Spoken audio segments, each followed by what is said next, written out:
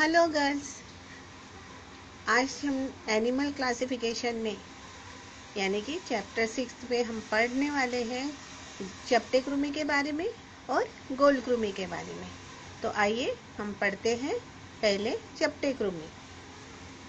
बच्चों, हमारा चौथा संघ है निमेटोडा। निमेटोडा संघ को निम हेलमिंथिस के नाम से भी जानते हैं। निमेटोडा में हम इसके शब्द का अर्थ पढ़ेंगे, इसकी परिभाषा पढ़ेंगे, निमेटोडा संघ का संक्षिप्त इतिहास पढ़ेंगे, निमेटोडा संघ के कुछ प्रमुख लक्षण पढ़ेंगे और इसके साथ ही हम निमेटोडा संघ के कुछ प्रमुख जंतु तथा उनके बारे में भी पढ़ेंगे। आइए हम निमेटोडा की परिभाषा देखते हैं। अंगीय स्तर के द्विपार्श्वीय, त्रिस्तरीय एवं प्रोटोस्टोमी यूमेटोजोआ जिनमें देह भित्ति और आहार नाल के बीच एक मिथ्या देह गुहा होती है, निमेटोडा इसे ही कहते हैं। ये हम निमेटोडा संघ का इतिहास देखें। पहले लोग कुछ बड़े परजीवी निमेटोडा कृमियों से परिचित थे। सूक्ष्म निमेटोडा का ज्ञान सूक्ष्मदर्शी के आविष्कार के बाद हुआ। लिनियस ने इन्हें कृमियों में रखा। रुडोल्फी इन्हें नेमेटाडिया नामक समुद्र में रखा। इसके बाद वैज्ञानिक के गेगनबार्ग में वर्ग निमेलहेनथिस या निमेटोडा संघ प्रस्तावित किया।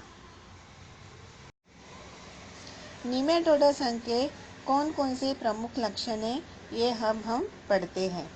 इस संघ के अधिकांश जंतु जलीय होते हैं, कुछ स्थलीय होते हैं और कुछ जंतुओं तथा पादपों में अंतःपरजीवी के रूप में रहते हैं। इनका शरीर पतला, लंबा, बेलनाकार तथा कृमि के समान होता है। अधिकांश सूक्ष्म या छोटे होते हैं, परंतु कुछ बड़े लगभग 25 सेंटीमीटर या उससे भी लंबे होते हैं। इनके शरीर के अंदर एक सीधी आहार नाल उपस्थित होती है। शरीर पर मोटा क्यूटिकल का आवरण पाया जाता है अथवा चमकीली उपचर्म पाई जाती है। इसके साथ ही इनके शरीर के अग्रभाग पर मुख तथा संवेदी अंग पाए जाते हैं, लेकिन स्पष्ट सिर नहीं होता है। श्वसन तथा परिवहन तंत्र का अभाव होता है। उत्सर्जन तंत्र अत्यधिक सरल होता है। आइए हम निमेटोडा संघ के उदाहरणों को देखते हैं। पहला उदाहरण है एस्केरिस, दूसरा है एंट्रोपियस वर्मिकुलेरिस और तीसरा है वोउचेरेरिया। आइए हम एस्केरिस के बारे में पढ़ते हैं। मनुष्य के शरीर में जब इनकी संख्या बढ़ जाती है तो बुखार, सांस लेने में दिक्कत, पेट दर्द, दस्त और पेट में सूजन जैसी बीमारियां हो जाती है।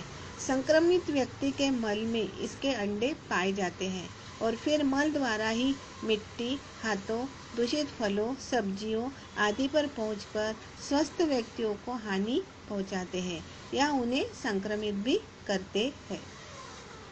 वोउचेरेरिया ब्रोंकोटाई या मनुष्य की लसिका वाहिनियों तथा लसिका पात्रों में पाया जाने वाला अंतःपरजीवी कृमि है।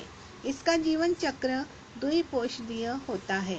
पहला पोषद मनुष्य तथा दूसरा क्यूलेक्स मच्छर होता है। इनके सिरे पतले होते हैं। यह एकलिंगी होते हैं।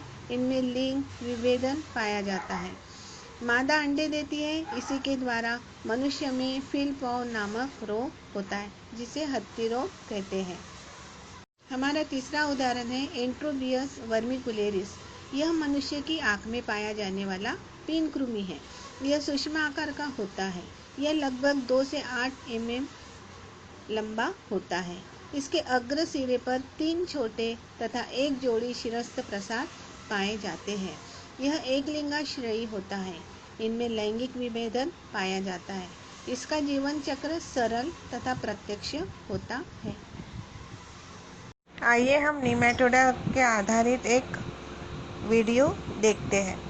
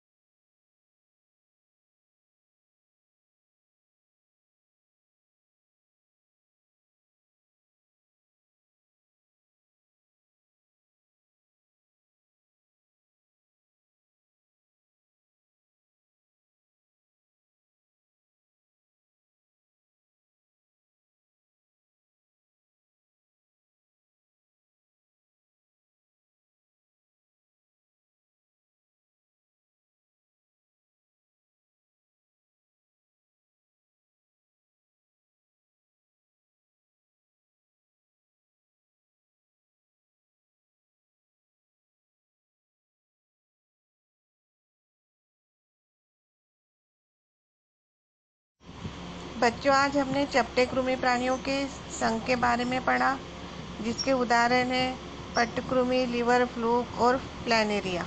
और हमने गोलकृमि प्राणी संघ के भी बारे में पढ़ा, जिसके उदाहरण है एस्केरिस।